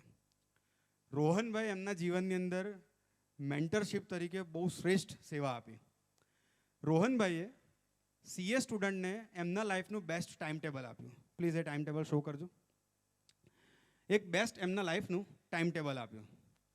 હવે આ ટાઈમ ટેબલની અંદર થોડુંક ખાલી આ જે રેડ હાઇલાઇટ કર્યું છે એના પરથી આપણને ખબર પડતી હશે કે નિયરલી અબાઉટ 10 કલાકનું રીડિંગ આપ્યું હતું. સવારે 6:30 થી 12:30 સુધી સ્ટડી A, ત્યાર પછી અડધો કલાકનું એનું રિવિઝન કરવાનું, પછી સાંજે પાછું 3:30 થી 7:30 વાંચવાનું, ફરી પાછું સાંજે મતલબ રાત્રે રિવિઝન કરવાનું. એમ કરીને આખું એને શેડ્યુલ આપ્યું હતું. એટલે દરરોજનું 10 કલાકનું એમનું રીડિંગ થતું હતું. જોરદાર રીતે રીડિંગ ચાલુ કર્યું, વ્યવસ્થિત વાંચવાનું શરૂ કર્યું. થોડાક દિવસો ગયા હશે એટલે ગુરુહરિ સ્વામીજી બોમ્બેના એરપોર્ટથી બીજી એક જગ્યાએ પધારે છે. ગુરુહરિ જ્યારે બોમ્બેના એરપોર્ટ પર પધારે છે તો જતીનભાઈ જે છે એ ત્યાં આ રીતે ફ્રન્ટ રોની અંદર જ બેઠા હોય છે. અને ગુરુહરિ નિષ્કામભાઈ હોય છે એમને બોલાવે છે અને કહે છે કે આપણા બધા યુવકોને કહી દેવાનું કે CAની અંદર 70% મસ્ટ, એવું કહી દીધું કે આપણી જે એક્ઝામ્સ છે એ એક્ઝામની અંદર આપણા યુવકોના 70% આવવા જ જોઈએ એવું કહી દેવામાં આવ્યું. એટલે પેલા જે જતીનભાઈ હતા ને એ પહેલાં જ બેઠા હતા. એટલે જતીનભાઈ કે યાર આપણા માટે થોડું છે. એનું કારણ એ છે કે CA છે ને એની અંદર 50% આવે ને એટલે તમે પાસ થઈ જાઓ, 70% આવે ને તો તમે ઓલ ઇન્ડિયા રેન્ક 1 થાવ. હે ને મિલનભાઈ? 70% જો તમે CAની અંદર લાવો તો ઓલ ઇન્ડિયા રેન્ક 1 થાવ. એટલે જતીનભાઈ જે પહેલી લાઈનમાં બેઠા હતા ને એ જતીનભાઈએ મનમાં ધાર લીધું કે આ 70% આપણા માટે નથી, આપણે બહુ ચિંતા ના કરો, એટલે થોડા ગાફલ રહેવા માંડ્યા. એટલે જે પેલું 10 કલાકનું રીડિંગ હતું ને એ ઘટતું એમને 5 કલાકનું કરી દીધું. આ બાજુ એમણે 5 કલાકનું રીડિંગ કર્યું. હાર્ડલી 2-3 દિવસ ગયા હશે. સ્વાધ્યાય ભજન હતું એટલે ઠાકોરજી એમને સ્વપ્નમાં જાગ્રત કરવા માટે આવ્યા. ગુરુહરિ હરિપ્રસાદ સ્વામીજીએ રાત્રે સપનામાં દર્શન આપ્યા અને કીધું કે આપણે IPCCમાં કેટલા પર્સન્ટેજ આવ્યા હતા, એટલે કે મિડલ લેવલ જે હોય CAનું એમાં કેટલા પર્સન્ટેજ આવ્યા હતા. એટલે એ વખતે જતીનભાઈ સ્વપ્નમાં જ કીધું કે આપણા 54% આવ્યા હતા. એટલે સ્વામીજીએ છાતી પર મારીને કીધું ના ચાલે, 70% મસ્ટ, એમ કરીને રાત્રે સ્વામીજીએ સ્વપ્નમાં દર્શન આપ્યા. એટલે આ બાજુ જતીનભાઈ હતા એ સવાર થઈ રોહનભાઈને મળ્યા. એટલે રોહનભાઈને જ્યારે મળે છે એટલે રોહનભાઈએ એ વખતે એમને લાઈફના કેટલાક લેસન્સ આપ્યા હતા. પ્લીઝ એ શો કરજો. રોહનભાઈ એવું કીધેલું કે આપણા લાઈફની અંદર જો આપણે સીએ થવું હોય ને તો આગળવાળા જે સ્ટેપ્સ છે ને આપણે આગળવાળા સ્ટેપ્સ ફોલો કરવાના. આવી રીતે ફટાફટ. પ્રાણ જાય પણ સભા ના જાય, 10 hours સિન્સિયર રીડિંગ, નો ગર્લફ્રેન્ડ, નો મૂવીઝ, નો ઇલેક્ટ્રોનિક ગેજેટ, જે સમયે જે કરવાનું એ જ કરવાનું, 30 મિનિટનું ભજન રેગ્યુલર, એક ટાઈમે એક જ ગ્રુપ આપવાનું, આવું બધું કહેવામાં આવ્યું. એટલે આપણા જતીનભાઈ હતા ને, એ જતીનભાઈએ કીધું કે એના કરતાં નાત પાડ દો ને આટલું બધું કરવાનું હોય તો. કારણ કે એક તો સૌથી પહેલાં ઇલેક્ટ્રોનિક ગેજેટ વગર, એક તો સૌથી પહેલાં એક જ ગ્રુપ આપવાનું, એનાથી આગળ 30 મિનિટ ભજન, એનાથી આગળ સભા, આ બધી જ વસ્તુ કહેવામાં આવી. એટલે એની સાથે સાથે રોહનભાઈએ વસ્તુ સમજાવી. પ્લીઝ સ્લાઇડ શો કરજો. રોહનભાઈએ વસ્તુ સમજાવી કે પ્રાણ જાય પણ સભા ના જાય. સભા કેમ ઇમ્પોર્ટન્ટ છે? કારણ કે જ્યારે આપણે ડિમોટિવેટ થઈએ ને તો લાઈફની અંદર પોઝિટિવિટી વધારવા માટે સભા જરૂરી છે. એટલા માટે સભા ભરવાની. સેકન્ડ કીધું 10 hours ઓફ રીડિંગ કેમ જરૂરી છે? કારણ કે એ રીડિંગ હશે તો આપણા કન્સેપ્ટ ક્લિયર થશે, આપણો કોર્સ ટાઈમ પર પૂરો થશે. થર્ડ એમને કીધું નો ગર્લફ્રેન્ડ એટલા માટે કે આપણી ઉંમર છે એટલે આપણને ટાઈમે બધું ઠાકોરજી ગોઠવવાના જ છે. આપણે જાતે આપણા મમ્મી પપ્પાનો ભાર ઓછો કરવાની જરૂર નથી. પછી આપણને કીધું નો મૂવીઝ એટલા માટે કે ડિસ્ટ્રેક્ટ ના થઈ જવાય એટલા માટે. નેક્સ્ટ નો ઇલેક્ટ્રોનિક ગેજેટ્સ, કારણ કે ગેજેટ્સ હશે તો આપણો ટાઈમ બગડશે, એટલે ગેજેટ્સથી દૂર રહો. ત્યાર પછી જે સમયે કરવાનું, જે કરવાનું એ જ કરવાનું. આ આપણે સૌથી વધારે વિચાર માંગી લેવો પોઈન્ટ છે. ગુણાયતાન સ્વામીની વાતની અંદર પણ વાત છે કે આપણે નિરંતર જોતા રહેવું કે શું કરવા આવ્યો છું, શું કરી રહ્યો છું. આપણે પણ કાયમ જોતા રહેવું પડે કે શું કરવા આવ્યા છે ને શું કરી રહ્યા છે. અરે ભણવા માટે કોલેજ જઈએ છે, પણ કોલેજ શેના માટે જઈએ છે? નિરંતર જોતા રહેવાનું. ઘણા લોકો જમવા બેસતા હોય તો ભાઈ જીવવા માટે જમવાનું છે કે જમવા માટે જીવવાનું છે, એ બી નિરંતર જોતા રહેવાનું. ઘણા લોકો બાઇક ચલાવતા હોય તો એક જગ્યાએથી બીજી જગ્યાએ આપણે જતા હોઈએ તો એ ડિસ્ટન્સ ખાલી ક્લિયર કરવા માટે છે કે પછી મજા લેવા માટે છે, એ પણ જોતા રહેવાનું. બસ આ દરેક વસ્તુનો જવાબ જે હતો એ જે સમયે જે કરવાનું એના ઉપર હતો. ત્યાર પછી એમણે કીધું કે 30 મિનિટનું ભજન એટલા માટે કે જેનાથી આપણું કોન્સન્ટ્રેશન વધે. અને છેલ્લે કીધું કે એક ગ્રુપ કરીને એક્ઝામ એટલા માટે આપવાની કે જેથી કરીને આપણે ગ્રુપ ઉપર કોન્સન્ટ્રેશન કરી શકીએ. અને છેલ્લે એમણે ફરીથી કીધું કે હવે એ 7મી વસ્તુ આપણે ફરી એડ કરી દઈએ, અને એ છે ગુરુહરિએ આપણને કીધું કે 70% લાવવાના જ છે. પછી સાંજે એ જ્યારે એમના ક્લાસીસમાં જાય છે તો એમના સરે રેન્ડમલી જ વાત કરી, કોઈ પૂછ્યું નહીં કશું નહીં, પણ રેન્ડમલી જ વાત કરી કે ચાર્ટર્ડ અકાઉન્ટન્ટના સ્ટુડન્ટ્સ જે હોય એને અટેમ્પ્ટ્સ કેમ પડે છે, રીઝન શું એની પાછળનું. તો એને અટેમ્પ્ટ્સ પડવાનું મેઇન રીઝન એ છે કે એના માઇન્ડની અંદર ખાલી પાસ થવાનો જ ગોલ હોય. એને ખાલી એટલું જ હોય કે ભાઈ આપણે 50% લાવવા છે. એટલા માટે એની કેટીઓ વધારે પડતી હોય કાં તો એના અટેમ્પ્ટ્સ વધારે પડતા હોય. પણ જો એવો ગોલ રાખવામાં આવે કે આપણે ઓલ ઇન્ડિયા રેન્ક થવું છે, આપણે સારા પર્સન્ટેજ લાવવા છે ને, તો ઓટોમેટિકલી અટેમ્પ પડવાના બંધ થઈ જાય, કારણ કે એટલીસ્ટ પાસ તો થઈ જ જાઓ. એટલે જે વાત ગુરુહરિ સ્વામીજીએ રાત્રે સ્વપ્નમાં કીધી એ જ વાત ડાયરેક્ટલી ઇનડાયરેક્ટલી એમના સરે બીજા દિવસે કીધી. એટલે જેથી કરીને એમનો વધારે વિશ્વાસ આવ્યો. 2016 મે જૂનની અંદર એ પોતાની એક્ઝામ આપે છે, અને એ એક્ઝામની અંદર એ પોતે ફર્સ્ટ ટ્રાયલની અંદર ચાર્ટર્ડ અકાઉન્ટન્ટ થાય છે. ફર્સ્ટ ટ્રાયલની અંદર વિચારીએ આપણે, આ એ જ વિદ્યાર્થી છે કે જે વિદ્યાર્થીના 10th સ્ટાન્ડર્ડના પ્રિલિમ્સમાં 3 કેટી હતી. આ એ જ વિદ્યાર્થી છે કે જેના લાઈફની અંદર ધ્યેય એક જ હતું, ખાવું પીવું ને ભણવું. આ એ જ વિદ્યાર્થી છે કે જેના લાઈફની અંદર ડેસ્ટિનેશન ઓલમોસ્ટ 0 હતું, અને જે નક્કી કર્યું હતું એ પણ ભાઈબંધોએ ભેગા થઈને જાણે ટ્રીપ પર જવાનું હોય ને એવું નક્કી કર્યું હતું. પણ એ ક્લિયર થઈ શક્યું. રીઝન એ હતું કે એમના લાઈફની અંદર એક મેન્ટોર હતા. ડાયરેક્શન એ જ આપી શકે કે જેનું ડાયરેક્શન ક્લિયર હોય. ડાયરેક્શન એ જ આપી શકે કે જેના લાઈફનું ડેસ્ટિનેશન ક્લિયર હોય. એટલા જ માટે ગુણાયતાન સ્વામીની એક અદ્ભુત વાત છે. પ્લીઝ, મુમુક્ષુને તો નિરંતર હોકારા કરનારા જોઈએ. હોકારા એટલે શું, કોઈ કહેશે? એનીબડી? હોકારા એટલે yes, give a big round of applause please. હોકારા એટલે ટોકનાર અને વઢનાર જોઈએ. આપણે વિચારીએ, થોડુંક પાસ્ટમાં જઈએ, થોડુંક નાના હોઈશું આપણે ત્યારે આપણને એટલે 3 પાડવાનો કહે ને, 3 નંબર, તો બી ઘણીવાર એવું થશે કે જ્યારે આપણે 3 પાડવા માટે બેસીએ ને તો પાંખિયા જે છે જે લેફ્ટ હેન્ડ સાઈડ નીકળવા જોઈએ ને જગ્યાએ રાઈટ હેન્ડ સાઈડ નીકળી જાય. ખબર પડી? ઘણીવાર એવું થાય. 9 જ્યારે આપણે લખવાનો હોય તો એને અલગ રીતે લખાઈ જાય.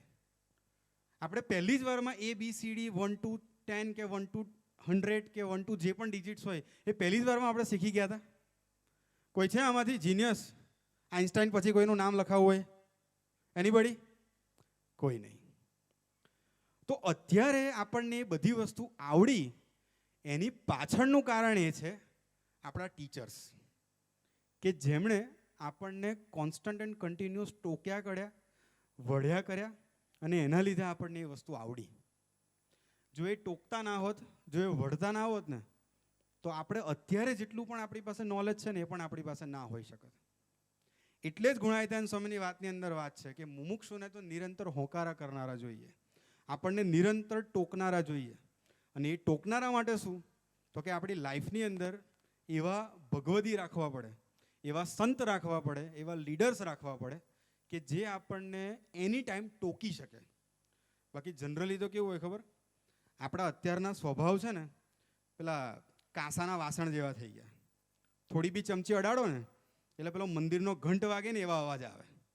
કેમ? કારણ કે સહન જ ના થાય, એવા થઈ ગયા.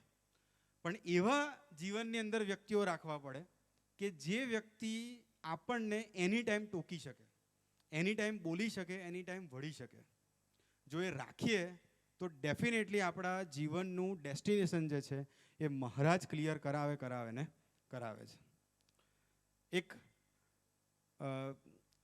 મારા લાઈફનો એક પ્રસંગ કહીને સેવાને પૂરી કરું.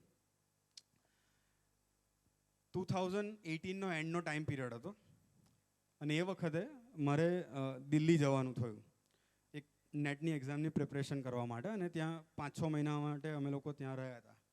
અમે લોકો અને ગેટની એક્ઝામવાળા બધા મહાન લોકો. કારણ કે દિલ્હીમાં જ્યારે અમે ગયા હતા ત્યારે સિચ્યુએશન બધી બહુ ભારી હતી, એટલા માટે અમને એવું લાગે છે. હવે ત્યાં અમે ગયા ને તો ત્યાં સભા ને એવું બધું અમે જે પર્ટિક્યુલર ફ્લેટમાં રહેતા હતા ત્યાં કરતા હતા. જેમ જેમ નેટની એક્ઝામ નજીક આવે ને એમ થોડુંક ધગધગ થોડુંક વધી જાય. એનું કારણ એ છે કે કદાચ કોઈકને ખ્યાલ હશે કે નેટની એક્ઝામમાં કેવું હોય કે ઓલમોસ્ટ 24 જેટલા સબ્જેક્ટ્સ હોય, 24 સબ્જેક્ટ. અને એવું જરૂરી ના હોય કે આ જે પર્ટિક્યુલર ક્વેશ્ચન છે આ ચેપ્ટરમાંથી પૂછાશે, એવું જરૂરી ના હોય. પેલું આપણે નાના હતા તો ક્રિકેટ રમતા હતા ખબર? નોટબુકમાંથી 22 નંબર આવ્યો એટલે 2 સ્કોર થયો, બસ એવું જ આ લોકો કરતા હશે. ગમે તે પેજ ઉઠાવે, જે ક્વેશ્ચન નીકળો એ આ લોકોને પૂછી લેશે, કારણ કે એ લોકો તો બધા ઉપર સારા લેવલ પર પહોંચી ગયા હશે. એટલે આ લોકોએ નેટનું પેપર વ્યવસ્થિત રીતે સેટ કર્યું, આપણે એ પેપર પણ આપ્યું. પેપર આપતા પહેલાંની શું સિચ્યુએશન હતી એ વિચારીએ. લાઈફની અંદર ડાયરેક્શન જે છે એ ઠાકોરજીએ ક્લિયર કરાવડાયું, સંતોએ ક્લિયર કરાવડાયું. પણ એ ડાયરેક્શનની અંદર કમ્પ્લીટલી રહેવું હોય ને તો એના માટે પણ કોન્સ્ટન્ટ એન્ડ કન્ટિન્યુઅસ સપોર્ટ જોઈએ. એકવાર ખાલી એવું વિચારી લીધું કે ચાલો આપણે પૂછી લીધું એટલે પતી ગયું, એવું ના હોય. કન્ટિન્યુઅસલી એમની સાથે ને સાથે આપણે કોન્ટેક્ટમાં રહેવું પડે. હવે કદાચ મારી એક્ઝામના 15 દિવસ બાકી હશે એટલે મેં ફોન કર્યો અહીંયા, અને મારા જે લીડર હતા એમને ફોન કરીને મેં કીધું કે યાર મને બહુ ટેન્શન થાય છે, હું શું કરું? કારણ કે આટલું બધું રીડિંગ કર્યા પછી એ વખતનો શેડ્યુલ એવો હતો કે લગભગ દિવસનું ઠાકોરજીની કૃપાથી ઓલમોસ્ટ 13 to 14 અવર્સ જેટલું રીડિંગ થતું હતું, 13-14 કલાક જેટલું રીડિંગ થતું હતું સિન્સિયરલી. પણ તેમ છતાં પણ ટેન્શન કે હવે શું થશે શું. એટલે ગુરુહરિ આપણને બધાને લીડર આપ્યા, ભગવદી આપ્યા. એટલે મેં તરત જ અહીંયા એવડી ફોન કર્યો અને એવડી ફોન કરીને મેં કીધું કે યાર મને આવું છે. એટલે એમણે આપણા એવીડીમાં આનંદ સાગર સ્વામીજી છે, એટલે આનંદ સાગર સ્વામીજીને વાત કરી કે આપણે વાંધો નહીં, આપણે આનંદ સ્વામી જોડે વાત કરી લઈએ. એટલે સંતોને જ્યારે વાત કરવામાં આવી એટલે એ વખતે સંતોએ મને બહુ એક મીઠો એક ઠપકો આપ્યો અને મને કીધું કે હવે તમને સંતોની યાદ આવી ને, એવું મને એ વખતે કીધું. એનું કારણ એ હતું કે પાછલા ઘણા બધા ટાઈમથી મારી એમના જોડે વાત નથી થઈ. એટલે એ વખતે એમણે કીધું કે હવે તમને સંતોની યાદ આવી ને, અને પછી એમણે કીધું કે વાંધો નહીં, અમે ઠાકોરજીને પ્રાર્થના કરીશું. અને હું ઠાકોરજીની સાક્ષીએ કહું છું, આ સભામાં છે ઠાકોરજી હાજર છે એમની સાક્ષીએ કહું છું, જે વખતે એમને સેન્ટેન્સ કીધું, ફોન મૂક્યો, મીનવાઇલ કદાચ બીજી જ સેકન્ડથી અંદરથી એવું થઈ ગયું કે ભાઈ હવે ફરીથી પાછી મહેનત કરી લેવી છે અને ફરીથી પાછી મહેનત કરવાની શરૂ કરી દીધી. આપણે વિચારીએ કે જીવનની અંદર ડેસ્ટિનેશન ક્લિયર હતું, પણ ડાયરેક્શન આપવાવાળું જ ના હોત તો શું થાત? ડાયરેક્શન કદાચ ક્લિયર હતું, પણ એની અંદર મોટિવેશન આપવાવાળું જ જો કોઈ ના હોત તો શું થાત? અચ્છા, મોટિવેશન પણ હોય, પણ એની જોડે જોડે જો રાઈટ મોટિવેશન ના હોય ને તો લાઈફની અંદર આપણે પ્રાયોરિટી પણ સેટ ના કરી શકીએ, અને લાઈફની અંદર પ્રાયોરિટી ના હોય તો ડેફિનેટલી આપણા લાઈફમાં પ્રોગ્રેસ પણ થઈ શકે નહીં. એટલે આ સેવાને કન્ક્લુડ કરતા લાઈફની અંદર જો આપણે એક ગોલ ડિસાઇડ કરવો છે, ડેસ્ટિનેશન ડિસાઇડ કરવું છે, તો આપણને જે આપણા ભગવદી મુક્તો આપ્યા છે, આપણને જે લીડર્સ આપ્યા છે, આપણને જે સંતો આપ્યા છે, એને આપણે મળવું છે, એમને પૂછવું છે કે હવે હું શું કરું જીવનમાં. એની સાથે સાથે આપણે એ પણ જોવું છે કે કોન્સ્ટન્ટ એન્ડ કન્ટિન્યુઅસ આપણે એમની સાથે આત્મીયતા વધારવી છે. એવું નહીં કે એકવાર એમને પૂછી લીધું પછી વર્ષે, 2 વર્ષે, 3 વર્ષે મળ્યા, એવું નહીં. કન્ટિન્યુઅસલી આપણે એમના એક છાયડાની અંદર રહેવું છે કે જેથી કરીને આપણા લાઈફની અંદર ગુરુ હરિને ગમે છે એવું આપણું પોતાનું પણ ડેસ્ટિનેશન કહેતા કે ગોલ ક્લિયર થાય. એ જ પ્રાર્થના સજાનંદ સ્વામી મહારાજની જય. એકવાર જોરદાર તાળી આશુતોષભાઈ માટે. ઘણા બધા એક્ઝામ્પલ્સથી આપણને એટલું તો ખબર પડી કે ભાઈ એક રસ્તો નક્કી કરવા માટે એક ડેસ્ટિનેશન નક્કી કરવું પડશે, તો જ એના પર આપણે આગળ વધી શકીશું. ડેસ્ટિનેશન શું કરે એને 4 પોઈન્ટ્સ આપે આપણને. ડિરેક્શન આપે, એક મોટિવેશન આપે, અને જેને લઈને આપણે પ્રાયોરિટી સેટ કરી શકીએ અને આપણું પ્રોગ્રેસ થાય. પણ જો ડેસ્ટિનેશન ના હોય તો કદાચ આપણે ક્યાં જવું, શું એક્સપ્લોર કરવું એ ખબર ના પડે. એમને વાત કરી CA કોર્સની, પણ આપણે દિલથી એવું માનવાનું કે આપણે જે પણ કરતા હોઈએ, કદાચ BSc કરતા હોઈએ, BCA કરતા હોઈએ, કેટલાય ગેટની પ્રિપેરેશન કરતા હોય છે, પણ આપણે એક ડેસ્ટિનેશન જે આપણને પ્રબોધ સ્વામી જે આપણને આપ્યું છે, બસ એક તું રાજી થા, આપણે એડ કરી દેવું છે. એ એવું ડેસ્ટિનેશન છે કે જે મોટિવેશન છે ને એના માટે આપણે ફાંફા નહીં મારવા પડે, એના માટે ડિરેક્શન માટે આપણે શોધવું નહીં પડે, કારણ કે એક એને જ રાજી કરવા માટે આપણે સ્ટડી કરવું છે, એને જ રાજી કરવા માટે ભણવું છે, તો આપણને ક્યારેય નાસીપાસ થવાનું કે ડિમોટિવેટ થવાનું પણ નહીં મન થાય. એટલે વિશેષ વાત નથી કરી, પણ ઠાકોરજીના ચરણે, ગુરુહરિના ચરણે અક્ષર નમન કરતાં કરતાં પ્રાર્થના કરીએ કે સ્વામીજી આપે ડિરેક્શન તો આપ્યું આપણને, આપે ડેસ્ટિનેશન સેટ કરાવડાવ્યું કે સારામાં સારો અભ્યાસ કરવો છે. અહીંયા જે વસ્તુ કરવા માટે આવ્યા છે, મધર ફાધરે જે વિશ્વાસથી અહીંયા વિદ્યાનગરમાં સ્ટડી કરવા માટે મોકલ્યા છે, અને એ સરસ અભ્યાસ એ આપણને પણ ગમે છે, અને એ ડેસ્ટિનેશન કાયમ રાખવા, અમે એ ડેસ્ટિનેશન કાયમ રહી શકીએ એ માટે આપણે અદ્ભુત સંતો આપ્યા છે. ભક્તિ સ્વામી, સુરત સ્વામી, ગુરુપ્રસાદ સ્વામી, આનંદ સાગર સ્વામી જેવા સંતો આપ્યા છે કે જે નિરંતર અમારે શું કરવું જોઈએ ને શું ન કરવું જોઈએ, કુંવરદાન સ્વામીની એ વાત પ્રમાણે નિરંતર અમને એવા હોકારા કરે છે કે જેથી કરીને અમારું જે અલ્ટિમેટ ડેસ્ટિનેશન છે આપને રાજી કરવાનું, એ અમે ક્યારેય ભૂલી ના શકીએ. તો આજે એવો બુદ્ધિયોગ આપો કે અમે નિરંતર આવા સંતો જોડે દોસ્તી બાંધતા રહીએ અને આપને રાજી કરવાની એ હાહાગડતલમાં નિરંતર આગળ વધતા રહીએ. એ માટે આપ આજના દિને અમને બળ બુદ્ધિ શક્તિ આપો.